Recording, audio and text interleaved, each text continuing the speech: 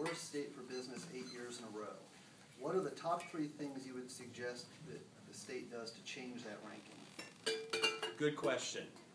8 years in a row, worst state in the union to do business. Why is that? I've had an opportunity to talk with a lot of businesses. Regulations, taxes. I've talked to businesses, a guy who owns locations in Oregon, Washington, and California. And he says that his staff, just doing payroll, spend 3 times as long doing payroll in the state of California than they do in Oregon and Washington combined. California has this special $800 tax for,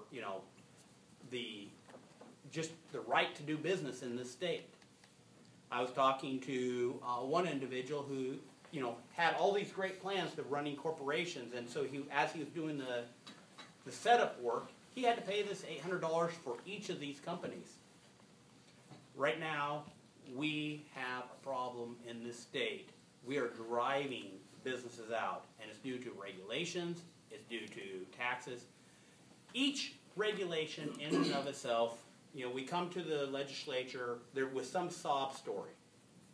And the problem is, it sounds good as an individual thing.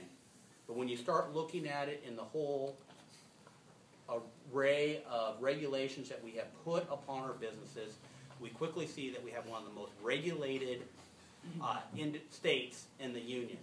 And if we want to make California more competitive again, we probably need to do a whole review and start cutting. We don't need 519 regulations. We do not need state regulatory boards that are just the same as their federal and do the exact same thing. We need to start getting smarter. We need to start being wiser. Well, as a small business person, first thing we need to do is have fewer attorneys. Only kidding. I'm working on it.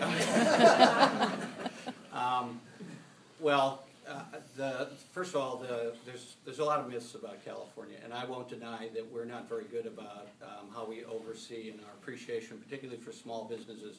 I'm chair of a select committee on small businesses. I work with small businesses.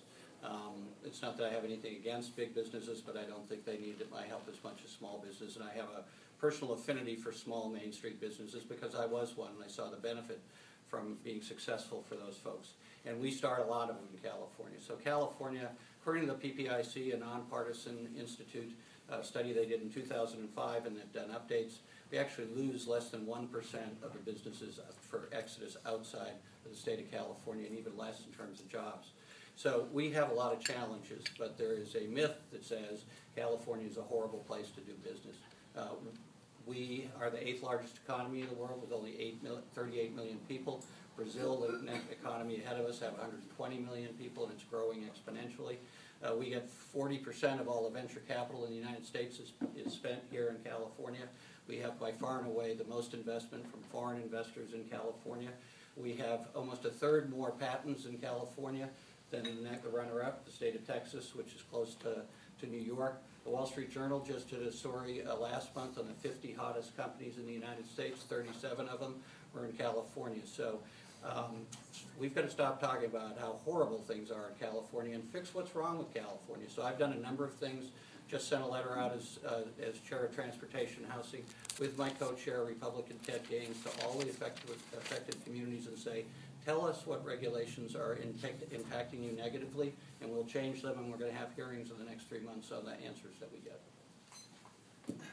All right, so real quick, 3 things you do to fix California's economic status. Well, the most important thing, all the research tells us, the most important thing the state legislature and the governor can do to fix our economic standards is do our job, is to pass a budget on time. I actually agree with Mark and his assessment for the end of the budget process. I've been chair of various budget subcommittees where most of the work gets done in Health and Human Services. We have had hundreds of hours on the proposals, the governor's proposals. We've got $8 billion from the social safety net in the last 6 years, and we've done it in as thoughtful a way as possible to make sure that people, when they get in trouble, they have enough of a safety net so that they get work training and back in a very problematic job environment. Our job environment is changing very much in the United States, and we're trying to adapt to it. We're trying to figure out what the jobs of the future is. The U.S. Labor Department tells us that a high school graduate right now this year can expect to change careers 6 times in their lifetime. When I was a young person a long time ago graduating from high school and college, my expectation was 1 or 2 careers, let alone multiple jobs. So it's a very different world, but the most important thing we can do is pass a budget on time and do it in as thoughtful manner as possible. We were able to pass a budget on time this year because of Prop 25 that allowed for a simple majority to pass the budget. We did it. Our credit rating went up because of it, and we weren't negotiated and extorted by the minority party to put things that had nothing to do with the budget into the budget. So it works both ways. More transparency is a good thing, but we can also help with the regulation that my opponents talked about. I do think we're over-regulated. I think we need to have good regulation that we have cost benefits for. So we should do more cost benefits on every bill and every regulation we do in the state of California, so we know the benefit we're getting. For instance, with clean fuel, we get public health advantages. We need to know what the cost of that is for the regulated community. A few minutes ago, Mark DeSaulnier said that we were the 8th largest economy. Last time I checked, we were the 9th. But I also remember back in the 80s when we were the 5th largest economy with only 23 million people. We used to be the 5th largest economy with 23 million people. Now we're the 9th largest economy with 39 million people. It means the standard of living for each individual California has been going down. We want to release our economy. Well, we got to get rid of this 20% unemployment, underemployment that we're dealing with.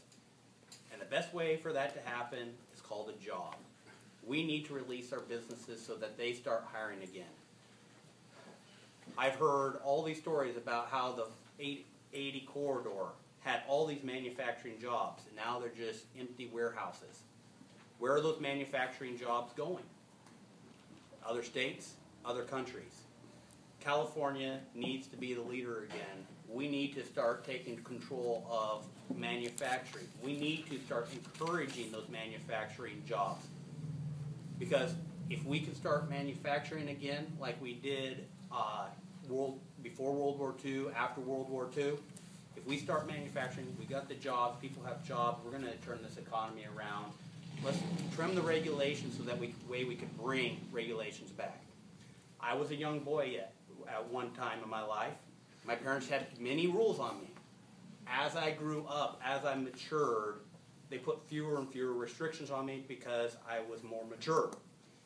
Same thing, but the opposite has happened in California. We just keep putting more and more and more regulations on our businesses. We need to release some of those regulations. Yes, we need some rules, but we need to release a lot of the regulations, stop legislating by small sob stories, and start passing laws based upon what's best for California people. All right, we're at the close of our